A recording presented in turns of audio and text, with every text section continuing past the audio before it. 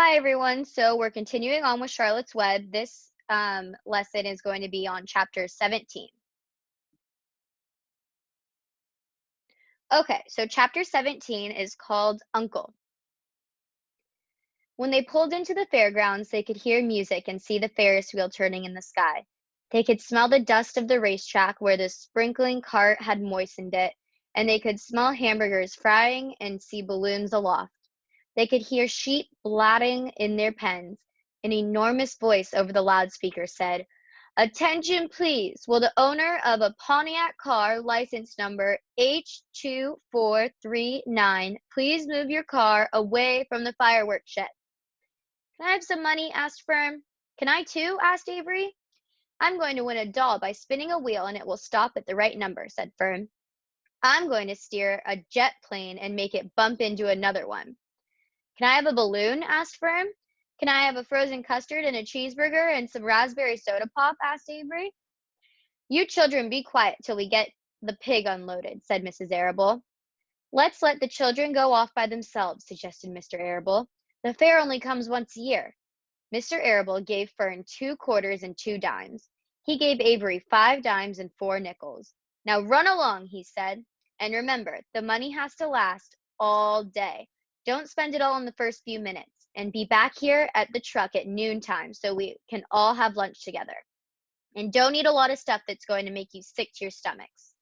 And if you go in those swings," said Mrs. Arable, "you hang on tight. You hang on very tight. Hear me? And don't get lost," said Mrs. Zuckerman. "Don't get dirty. Don't get overheated," said their mother.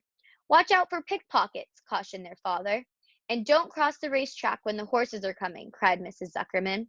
The children grabbed each other by the hand and danced off in the direction of the merry-go-round, toward the wonderful music and the wonderful adventure and the wonderful excitement into the wonderful midway where there would be no parents to guard them and guide them, and where they could be happy and free and do as they pleased.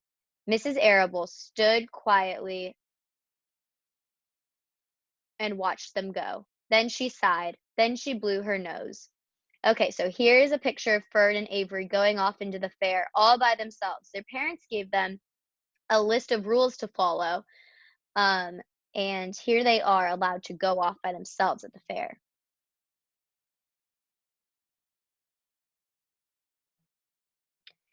"Do you really think it's all right?" she asked. "Well, they've got to grow up sometime," said Mr. Arable. "And a fair is a good place to start, I guess." While Wilbur was being unloaded and taken out of his crate and into his new pig pen, crowds gathered to watch. They stared at the sign, "Zuckerman's Famous Pig." Wilbur stared back and tried to look extra good. He was pleased with his new home.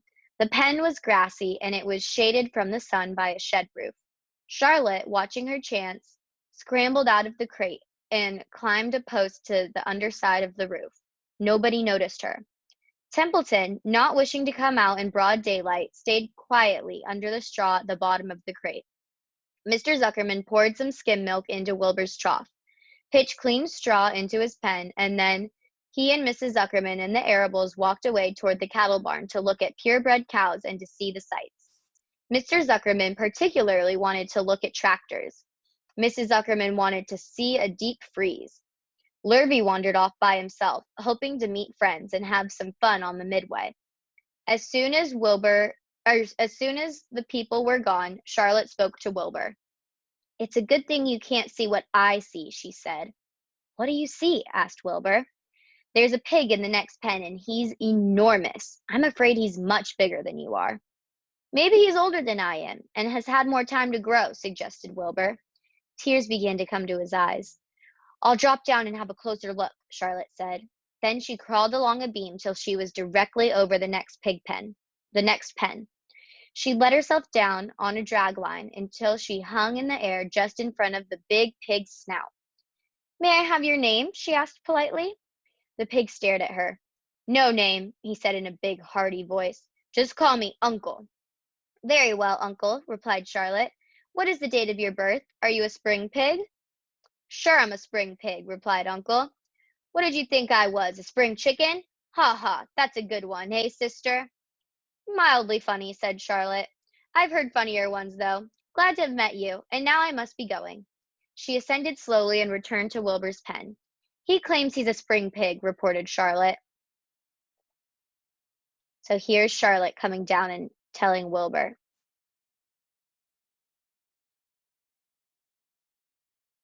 And perhaps he is. One thing is certain, he has a most unattractive personality. He is too familiar, too noisy, and he cracks weak jokes. Also, he's not anywhere near as clean as you are, nor as pleasant. I took quite a dislike to him in our brief interview. He's going to be a hard pig to beat, though, Wilbur, on account of his size and weight. But with me helping you, it can be done. Where are you going to spin a web? Asked Wilbur. This afternoon, late, if I'm not too tired, said Charlotte. The least thing tires me these days. I don't seem to have the energy I once had. My age, I guess. Wilbur looked at his friend. She looked rather swollen, and she seemed listless. I'm awfully sorry to hear that you're feeling poorly, Charlotte, he said. Perhaps if you spin a web and catch a couple of flies, you'll feel better. Perhaps, she said wearily, but I feel like the end of a long day. Clinging upside down to the ceiling, she settled down for a nap, leaving Wilbur very much worried. All morning, people wandered past Wilbur's pen. Dozens and dozens of strangers stopped to stare at him and to admire his silky white coat, his curly tail, his kind and radiant expression. Then they would move on to the next pen where the bigger pig lay. Wilbur heard several people make favorable remarks about Uncle's great size. He couldn't help overhearing these remarks, and he couldn't help worrying. And now, with Charlotte not feeling well, he thought, oh dear. All morning, Templeton slept quietly under the straw. The day grew fiercely hot. At noon, the Zuckermans and the Arables returned to the pig pen. Then, a few minutes later, Fern and Avery showed up. Fern had a monkey doll in her arms and was eating Cracker Jack. Avery had a balloon tied to his ear and was chewing a candied apple. The children were hot and dirty. Isn't it hot? Said Mrs. Zuckerman. It's terribly hot, said Mrs. Arable, fanning herself with an advertisement of deep freeze. One by one, they climbed into the truck and opened lunch boxes. The sun beat down on everything. Nobody seemed hungry. When are the judges going to decide about Wilbur? Asked Mrs. Zuckerman. Not till tomorrow, said Mr. Zuckerman. Lurvy appeared, carrying an Indian blanket that he had won. That's just what we need, said Avery, a blanket. Of course it is, replied Lurvy, and he spread the blanket across the sideboards of the truck so that it was like a little tent. The children sat in the shade under the blanket and felt better. After lunch, they stretched out and fell asleep. Okay, so that was the end of chapter 16. And for chapter 16, we're going to think what makes the perfect, oh, sorry, chapter 17, my bad. So for this chapter, chapter 17, we're going to think what makes the word humble the perfect word for Wilbur. How is Wilbur humble? What does he do to make him humble? So remember, humble means that he's not stuck up, the fame isn't getting to his head, he's nice, and he doesn't brag about who he is or the fame that he's received. And on a Google Doc, we're going to have that question, and we're going to have the question, before the children take off alone at the fair, they were given some rules to follow by their parents. So we're going to connect this to your own lives. So this should be kind of fun because you can look at what Avery and Fern were told by their parents and see how is this kind of similar to what your parents tell you when they give you directions to be careful. So Avery and Fern go off alone at the fair, and this is kind of their first time going off alone without their parents. But their dad says that they need to grow up sometime and that the fair is the perfect place to do it. So when you go off by yourself to play with your friends, what do your parents caution you to be careful of?